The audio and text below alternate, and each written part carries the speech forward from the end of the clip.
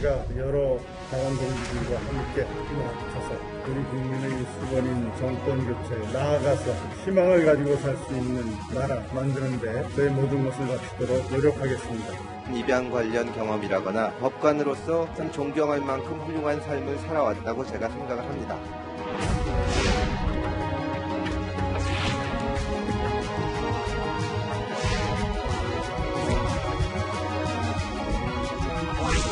많은 국민들이 그쪽하고 그다음에 국민의힘 쪽에 연대를 해가지고 정권을 좀 탈환해야 돼야 되지 않겠느냐라는 생각들을 많은 국민들이 하고 있습니다.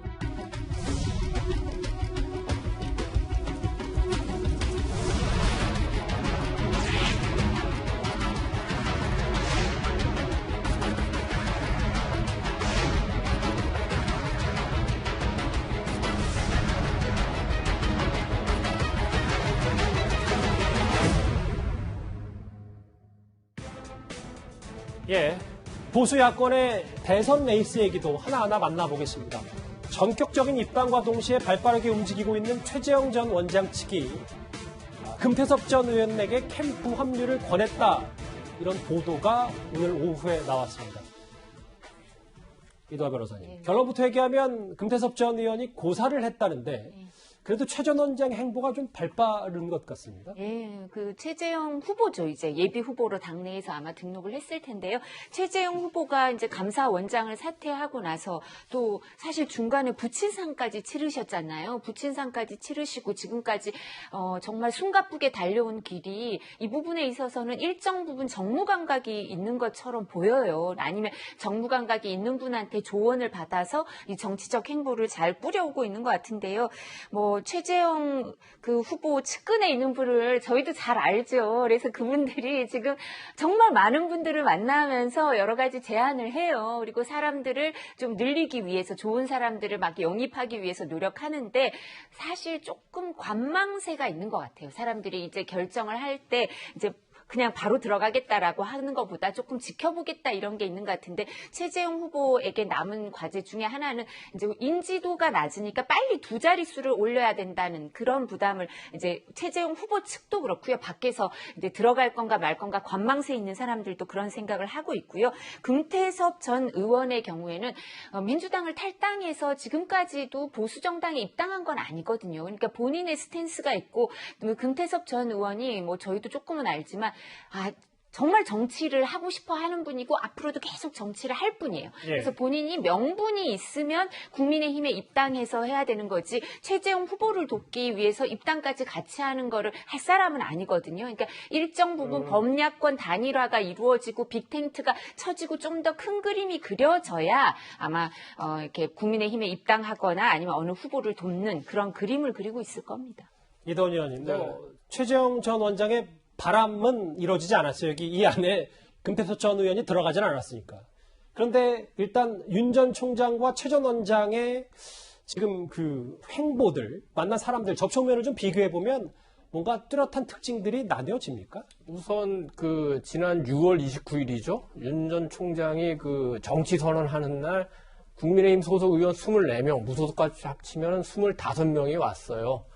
그렇지만 실질적으로 지지를 선언한 것은 오늘 이양수 의원이 처음입니다. 국민의힘 내부에서는. 그렇습니다. 그렇게 보시면 될 것 같고, 무슨 얘기냐면은 24명이 현장에 오긴 했지만, 사실 내놓고 지금 왜냐면 이준석 대표의 약간 경고라고 할 수 있는 발언도 있긴 하지만, 아직은, 모든 걸 다 걸고, 윤 총장을 돕기에는 조금 유보적인 측면이 있는 것 같고, 최재형 원장은 당에 들어온 이후에 지금 화면에 나오는 것처럼 김미애, 조혜진, 김용판, 박대출 의원이 이미 지지를 선언했고 캠프 얘기를 들으면은 솔직히 다른 당내에 기존에 있었던 홍준표, 원희룡, 유승민 후보들과의 관계 때문에 대놓고 못해서 그렇지 만나면 개인적으로 도와주겠다는 의원이 두 자릿수를 훨씬 넘는다는 겁니다. 일단 이건 이도원 의원님 취재 결과죠? 그렇습니다. 그런데 이제 중요한 변화들이 시작되고 있습니다. 그동안에 많은 비판을 받으면서도 윤 총장이 자기의 소신을 굽히지 않았는데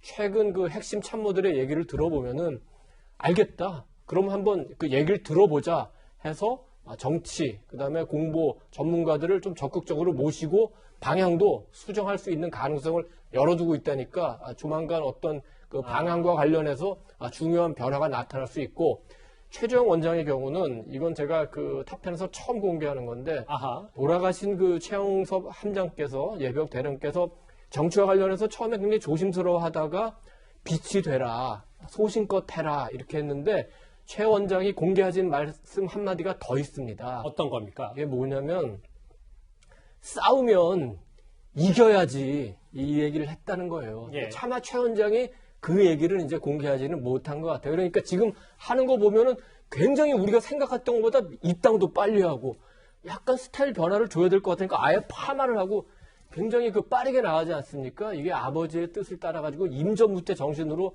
먼저 고지를 선점하겠다 이 방향으로 나가는 것 같습니다. 부친의 유언 가운데는 싸우면 이겨야 된다. 알겠습니다. 뭐 저기 제 옆에 그림도 있습니다만 사실 오늘 행보만 놓고 봐도 최 전 원장과 윤 전 총장은 색깔이 분명합니다. 바로 화면을 만나보겠습니다.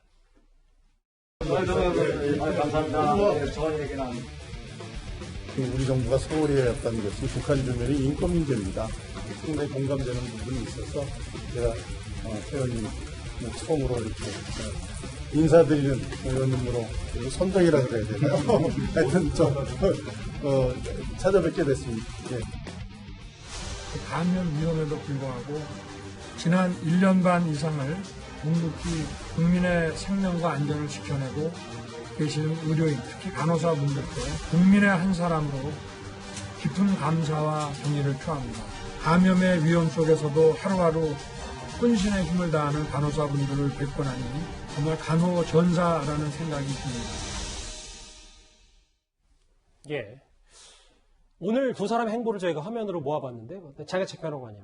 앞서 이도원 의원님이 윤 전 총장 측도 뭔가 전향적으로 여러 메시지를 바꿀 수 있다라고 했는데, 이제 방역 선봉에서 는 간호사들의 고충을 들어봤고, 민심 투어가 이 정도면 마무리돼서 뭔가 본인도 입당을 당장 하든, 혹은 어떤 메시지를 굳힐 수 있는 시간이 이제 다가왔다고 볼 수 있습니까? 글쎄요, 일단은 다음 주 초반에 부산을 방문하는 게 유력하다고 대변인실에서 오늘 기자분들에게 공지한 것으로 알고 있습니다. 이제 호남과 이 영남의 경북을 다녀왔으니까 이 PK 지역도 한번 다녀와야 되는 것 같고요. 이렇게 현장에서 고생하는 각 분야의 전문가들이나 현장의 국민들을 만나는 것에 상당한 의미를 두고 있는 기조 자체가 바뀌진 않는다고 봅니다. 오늘 그리고 이준석 대표가 이 윤석열 후보를 향해서 여의도 정치 조금 싫어하는 것 아니냐 이런 발언에 대해 윤석열 후보가 직접 여의도식 정치와 국민의 정치가 따로 나눠져 있느냐 반문하기도 했어요. 사실 그동안은 국민의힘이나 이준석 대표가 뭐라고 해도 특별한 반응을 보이지 않았었는데 이렇게 반문을 했다는 것부터가 저는